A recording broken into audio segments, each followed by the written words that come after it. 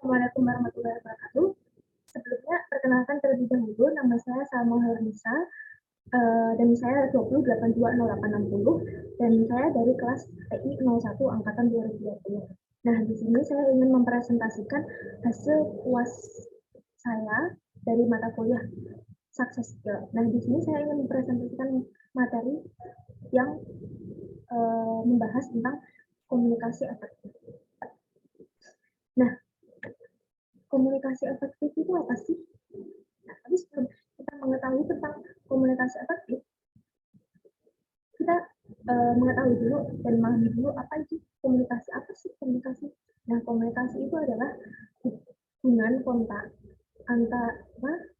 antara individu dan kelompok. Nah, intinya komunikasi itu hubungan satu orang dengan orang yang lainnya. Nah, baru komunikasi efektif itu apa sih? Nah, komunikasi efektif itu proses pertukaran ide, pemikiran, pengetahuan, dan informasi sedemikian rupa sehingga tujuan dan niat dapat terpenuhi dengan sebaik mungkin. Atau singkatnya, komunikasi efektif itu adalah penyajian pandangan oleh pengirim dengan cara yang paling dipahami oleh penerima. Atau lebih gampangnya itu, komunikasi itu gimana sih caranya supaya informasi yang diberikan oleh pengirim itu mudah dipahami dan diterima oleh penerima. Nah, seperti yang kita tahu, komunikasi itu ada pembicara dan pendengar. Nah, pembicara itu orang yang menyampaikan informasi, dan pendengar itu adalah orang yang menerima informasi. Nah, tapi gimana sih supaya baik pembicara dan pendengar itu mendapatkan komunikasi yang efektif? Nah, itu ada caranya, itu dengan memiliki etika. Baik pendengar dan pembicara itu harus punya etika. Nah, terus apa aja sih etika pembicara dan pendengar supaya bisa mendapatkan komunikasi yang efektif? Nah, terlebih dahulu kita akan mempelajari tentang etika dari pembicara. Nah, etika dari pembicara itu yang pertama, itu fokus pada lawan bicara. Saat berbicara dengan orang lain, arahkan fokus sepenuhnya pada orang tersebut. Nah, gimana kalau misal lagi ngobrol atau lagi bicara dengan lawan bicara, kemudian HP berbunyi? Ya, diangkat nggak apa-apa. Tapi siapa tahu itu kan ada telepon penting atau apa. Gitu. Nah, tapi uh, setelah tapi sebelum mengangkat telepon tersebut, kita harus meminta maaf kepada lawan bicara terlebih dahulu. Nah, yang kedua, jaga sikap tubuh supaya tetap sopan. Nah, selain kata-kata, sikap tubuh saat berbicara dengan orang lain juga harus dijaga agar tetap sopan. Misalnya, jangan berbicara sambil melipat tangan di depan dada, kemudian memasukkan tangan ke dalam saku, atau bertolak pinggang. Nah, itu melakukan itu memberi kesan kalau kamu itu kelihatan kayak sombong gitu, terus kasar dan tidak peduli dengan lawan bicaranya. Nah, selain itu kalau misalnya berbicara dengan anak kecil misalnya, nah akan lebih baik kalau menundukkan pandangan supaya anak kecilnya paham apa yang dimaksud, dan kalau anak kecilnya dengan menyampaikan informasi pun kita juga akan lebih mudah mendengarnya. Itu pun terkesan lebih sopan. Nah, kemudian yang ketiga, jangan terlalu mendominasi percakapan. Nah, berkomunikasi dengan orang lain itu mencakup dua hal. Tentunya kan, kayak tadi, itu ada orang yang berbicara dan orang yang mendengarkan. Nah, kita perlu seimbang dalam kedua hal tersebut. Jangan terlalu mendominasi obrolan dengan terlalu banyak bicara. Apalagi kalau saking bawelnya, sampai memotong kata-kata lawan bicara. Nah, itu nggak sopan dan berpotensi menimbulkan salah paham. Nah, yang keempat, hindari kata-kata sulit yang mungkin tidak dimengerti lawan bicara. Nah, saat kalian punya wawasan yang luas dan mengetahui banyak arti dari kata-kata yang sulit, yang susah, itu yang jarang digunakan oleh orang, itu tuh gak perlu pamer. Gunakan kata-kata yang mudah dipahami oleh lawan bicara. Nah, orang yang cerdas itu bukan orang yang menggunakan kata-kata yang sulit, enggak. Tapi orang yang cerdas itu adalah orang-orang yang mampu menyampaikan gagasan yang sulit dengan kata-kata yang sederhana, atau gampangnya dengan kalimat yang mudah dipahami oleh banyak orang, oleh semua orang. Nah, yang terakhir, tidak memotong pembicaraan orang lain. Nah, orang yang suka memotong pembicaraan orang lain adalah orang yang sangat tidak sopan dan egois.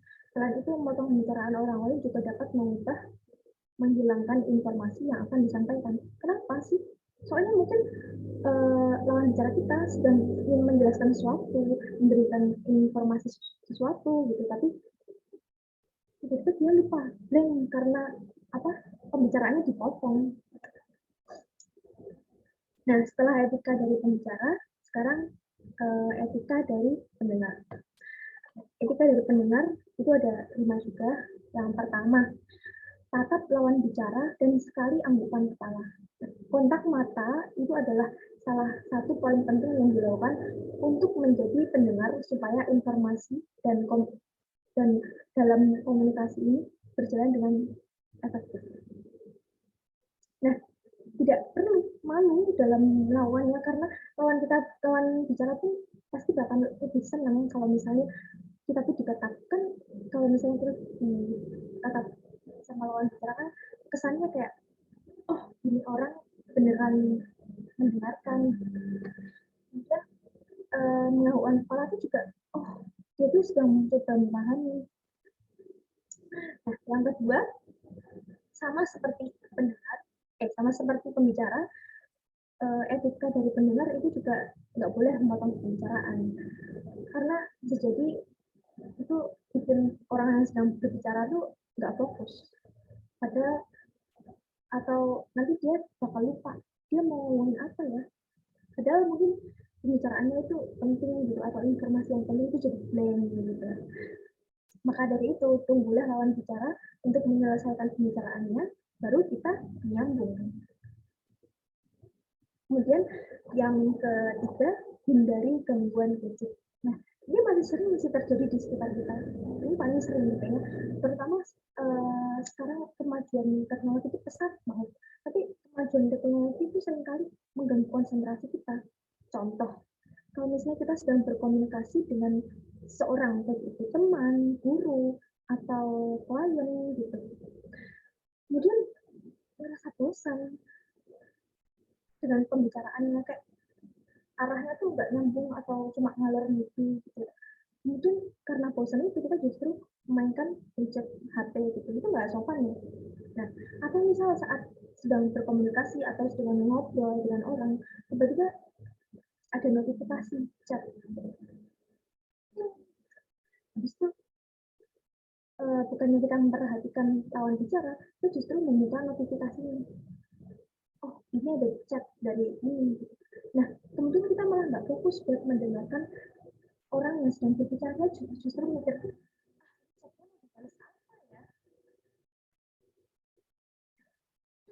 dan banyaklah pemikiran lainnya itu yang mengganggu banget. Nah, untuk jadi pendengar yang baik, coba kurangi gangguan dari media sosial atau gangguan dari gadget yang kita miliki. Bisa dengan banyak kok caranya, bisa dengan mengaktifkan mode senyap pada ponsel, atau di mode pesawat, atau dimatikan datanya. Ya, banyaklah caranya. Pokoknya kalau misalnya ada orang yang sedang berbicara, kalau bisa kita jangan main HP lah. Ya. Nah, kemudian yang keempat, memproses apa yang didengarkan dengan baik. Nah, sebagai pendengar, kita harus memproses dan mencerna kata-kata yang didengar dari orang lain. Kita harus memproses perkataan lawan bicara dengan tenang dan berpikir dengan kepala dingin. Jangan sampai kita terlalu sensitif dengan apa yang mereka sampaikan kepada kita. Padahal mungkin maksud dia tuh nggak kayak gitu, tapi karena kita terlalu sensitif dan kita tuh maksudnya otaknya tuh marah gitu, kayak panas gitu. Jadi nggak mendengarkan dengan otak ini, langsung cepat-cepat menyimpulkan, oh gitu. Baik ya. Kemudian yang terakhir, berikan pertanyaan tentang hal yang sedang dibicarakan lawan bicara. Nah, Dengan mengajukan pertanyaan, tentunya akan membuat orang yang berbicara merasa didengarkan dan dipahami. Contoh yang gampang aja ya, karena kita lagi kuliah. Contohnya saat dosen sedang mengajarkan materi kepada mahasiswanya dan setelah penjelasan selesai, dosen tanya, apakah ada yang ditanyakan? Nah, dosen tentunya akan lebih senang kalau misalnya ada yang bertanya, Pak, ini maksudnya gimana ya? Ini seharusnya gimana ya? Karena dengan begitu dosen akan merasa lebih senang karena materinya didengarkan dan tersampaikan dengan baik. Berbeda dengan mahasiswanya, kalau misalnya cuma diem gitu, terus dosennya justru mikir, ini pada paham nggak ya sama materinya? Ini berarti pada dengerin nggak sih? Atau cuma main HP doang? Apalagi sekarang uh, masih online gini ya. Nah, nah apa aja sih manfaat dari komunikasi efektif? Nah, ini ada 5 manfaat dari komunikasi yang efektif. Itu yang pertama tentunya pesan tersampaikan dengan efektif. Karena baik pendengar dan pembicara itu membicara menyampaikan dengan baik, kemudian pendengar pun dia memperhatikan. Kemudian yang kedua, pesan diterima sesuai dengan yang dimaksudkan dan diharapkan. Ya tentunya karena pendengar tadi mendengarkan dengan kepala dingin, kayak tadi yang saya jelaskan. Karena dia nggak keburu sensitif, nggak keburu emosi.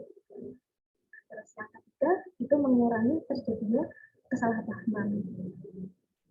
Karena komunikasi yang efektif itu membuat emang kalau misalnya sedang ada kesalahpahaman gitu, nah kemudian berkomunikasi, oh ternyata diluruskan begini, terus komunikasinya itu digunakan dengan dilakukan dengan kepala dingin, jadi nggak ada kesalahpahaman di situ. Kemudian yang keempat, konflik dan permasalahan dapat terselesaikan dengan cepat. Dan yang terakhir, hubungan yang terjalin lebih erat. Karena dengan semakin banyak komunikasi dan semakin banyak memiliki komunikasi dengan orang lain, itu pasti membuat hubungannya terjalin dengan erat. Kalau kita sering ngobrol, kita sering berkomunikasi dengan orang lain, itu pasti dapat menjadikan hubungan yang erat, gitu, semakin akrab gitu. Nah, mungkin sekian yang dapat saya jelaskan dari komunikasi efektif. Saya harap materinya akan bermanfaat dan kita dapat menerapkan komunikasi yang efektif sehari-hari. Hal itu sekian dari saya. Wassalamualaikum warahmatullahi wabarakatuh.